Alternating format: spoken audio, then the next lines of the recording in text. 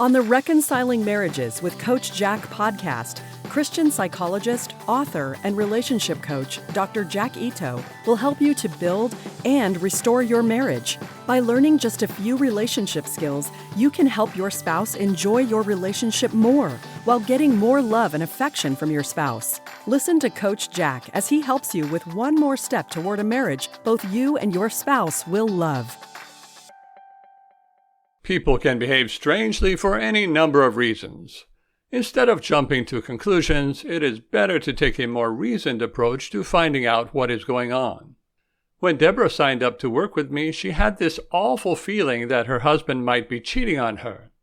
I asked her what made her think so, and she told me that lately he had been coming home late and wasn't very friendly with her most of the time. She was worried, and rightly so. Deborah had no evidence that her husband was cheating on her, but she saw all the signs. He was avoiding her attempts to have one-on-one time and made excuses when she wanted to be physically intimate. I told her that while those were signs that something was wrong, they didn't necessarily indicate he was cheating. I asked her what action she had taken so far. She said she had asked her husband if he was cheating on her, but he had denied it. She knew that wasn't really a good way to find out if he was being faithful. In a way, part of her hoped that he was having an affair, so at least she could understand what was going on. I told Deborah that although it was difficult to know what was going on, that we should look at some of her husband's other behaviors. One of the most important things to consider was whether her husband was also behaving this way with her children and with other people. Men who are having affairs typically are going to emotionally distance from their wives, sometimes with their children, but maintain fairly normal relationships with other people. In Deborah's case, she said that her husband was also not spending as much time with the children and was not going out with his friends like he used to. I asked her to start paying attention to how he interacted with his friends and the children when he did have contact with them. If he was less friendly with everyone, he was more likely to be having an internal physical or emotional problem than an affair. Deborah had been overly focused on how her husband had been interacting with her. When she started observing his behavior with others, she noticed that her husband seemed to be less friendly and more tuned out. She realized that whatever was going on was not just about her. Her husband didn't seem very interested in anyone and didn't even seem to enjoy being by himself. He was, in fact, miserable most of the time. I told Deborah that if her husband were having an affair, he was not enjoying it very much since he didn't seem to be very happy. In the absence of any recent traumatic events, I suspected that her husband was overworked, had an addiction, or a physical problem.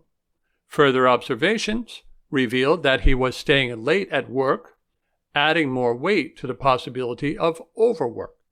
That didn't answer the question of why he was working to the point where he had no energy left for his friends or family. I had Deborah start paying more attention to their financial accounts and to verify that her husband was actually at work until late. He was actually at work, but he didn't want to share his financial information. Doing some boundaries work with her, we were able to help her find out what was going on financially. Her husband was very upset and blamed her for not trusting him and for invading his privacy. What people don't want us to see is usually where we need to look, and Deborah didn't let his blame stop her from getting the information. She could have found out that her husband was paying for escorts or hotels or such, but that wasn't the case. Her husband had actually made a bad investment decision and lost a lot of their money. Naturally, Deborah was upset about that, though she was relieved he wasn't having an affair. It seemed like her husband was scrambling to fix the financial damage with a lot of overtime while doing damage to his health and relationships. I helped Deborah to understand that while her husband may have made a very stupid mistake, he wasn't a bad man. However, his current approach to fixing the problem threatened his health and their family. She might feel like attacking him, but that would just make a bad situation worse. I helped Deborah know how to confront her husband about this in a loving way so that he no longer had to carry the burden of the secret by himself. Also, I helped Deborah to know how to share in fixing the problem with her husband so that he didn't have to carry it alone. This is what love does. God does the same. No matter how much we mess up, God helps us to fix things when we let Him help. Deborah needed to make some boundaries to make sure that they were having more one-on-one time together to help protect the relationship, even if it meant it would take longer to get out of debt. It wouldn't do any good for Deborah's husband to work diligently to re-earn the money if the marriage was drained of all connection in the process. Good intentions are never a substitute for maintaining emotional connection. Although Deborah was upset about the money, she was relieved to find out that he wasn't cheating on her, and she was able to see that her husband made a mistake that was a bump in an otherwise good marriage. Of course, if he continued to make such financial mistakes, then Deborah would have to take more control of the finances for the sake of their relationship and their family, as well as her husband's mental health. In Deborah's case, sharing the problem, more one-on-one time together, and not trying to get out of debt as quickly was the solution. Deborah's initial mistrust was essential in restoring a loving, close relationship. It was to her credit that she hadn't behaved badly toward her husband, as many people do when they are feeling neglected. Let's learn some things from Deborah's situation. First, look for the evidence. Jumping to conclusions causes many people to do damage. So does prematurely sharing your concerns with others who may jump to conclusions and give you bad advice. Conclusions should only be made after enough evidence has been gathered. Also, if you confront your spouse prematurely, it may prevent you from gathering the information that you need. Here are some good questions to consider when trying to figure out if you should trust your spouse. How long has he or she been behaving this way? Is she behaving differently only toward you? Did the change in behavior happen gradually or suddenly? Does he seem to be behaving this way in only one area of his life? How is she doing physically? Sleeping, eating, energy level? Why was Deborah's husband refusing her sexually? Well, due to stress and fatigue, he was likely not able to perform well, in addition to having lack of desire. The number one enemy of sexual desire and ability is fatigue, not affairs. If your spouse is behaving differently towards you, but not toward anyone else, then it is much more likely to have to do with your relationship. A sudden worsening of the relationship that you didn't cause, and which your husband or wife has no intent in improving, is a strong affair warning signal. However, just as in Deborah's case, you need to examine other sudden things that could have occurred. With Deborah's husband, it was a business failure he didn't want her to know about, followed by overwork, stress, and fatigue. If Deborah had not discovered this and dealt with it, her husband may eventually have turned to comfort from another woman or to drugs or alcohol. Or conflict over the worsened relationship could have brought about the end of their relationship. If your relationship has been bad for years, then suddenly your spouse seems happier, is coming and going more, but has little interest in doing things with you, this is another strong indication an affair may be going on. He or she has found a solution to his unhappiness with your relationship, other than through your relationship. Make your observations as best you can before asking your spouse anything. Asking is okay when you ask the right way. Questions which are actually disguised accusations, such as, "Are you using drugs?" "Are you cheating on me?" and so on, are likely not to be helpful. First off, even if your spouse is doing these things, he or she is unlikely to admit to them.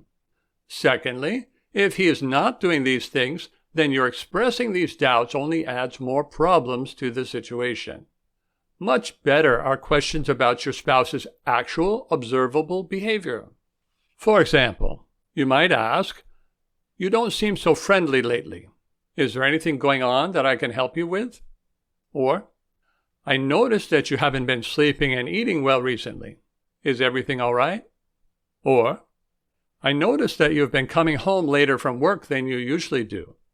Are you working on something special? It's possible that all you will get will be resistance when you ask questions, but these types of questions are not harmful when asked with a good attitude and concern rather than accusation. They might help you to learn something, whether your spouse is evasive or has a legitimate reason. Don't repeatedly ask the same question, however. If you do that, you are just expressing that you don't trust your spouse's answer. Even though the answer might not be honest, continuing to express your distrust is not going to be helpful.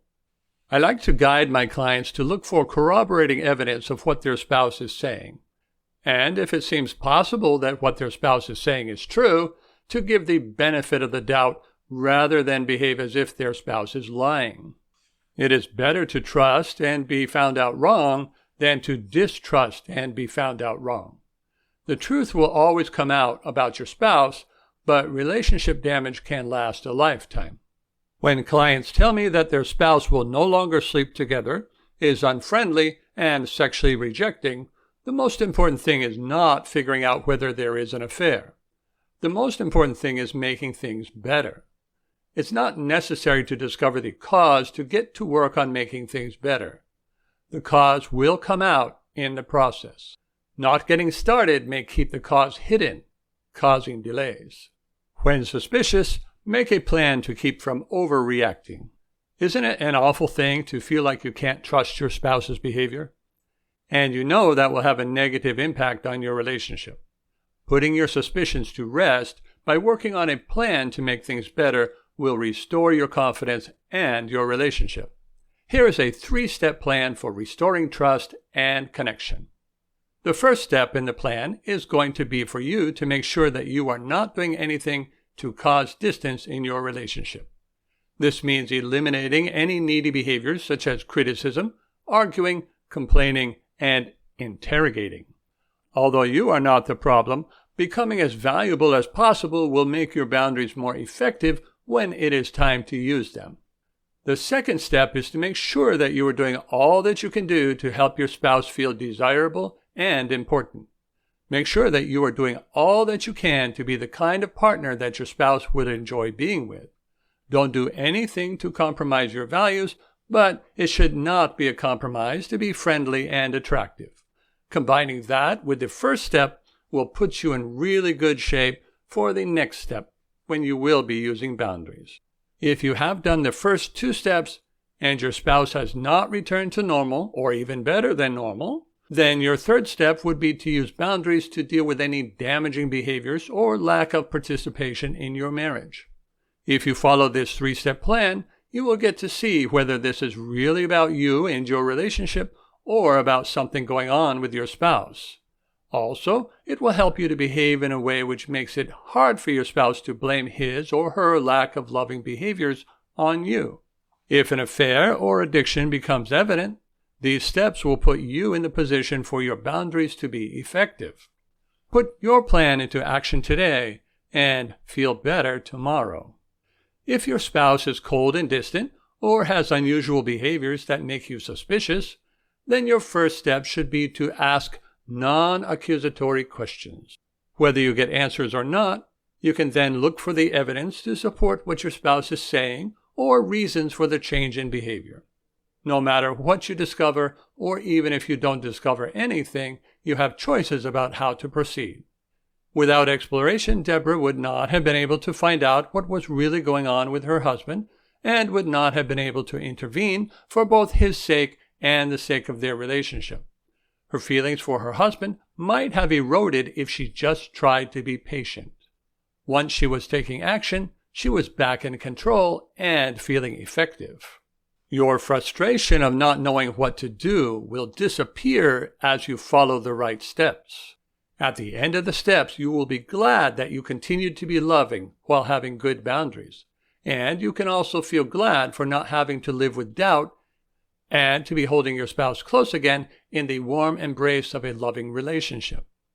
Just as with Deborah, I would be happy to help you with whatever is going on so that you don't have to worry anymore and can feel confident in what you are doing, knowing that there is nothing that is going on with your spouse that you can't deal with if you use the right steps.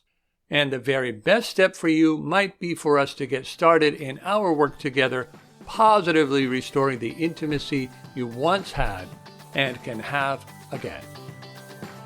Thank you for listening to Reconciling Marriages with Coach Jack. Visit CoachJackIto.com to learn more skills for reconnecting with your spouse and restoring your marriage.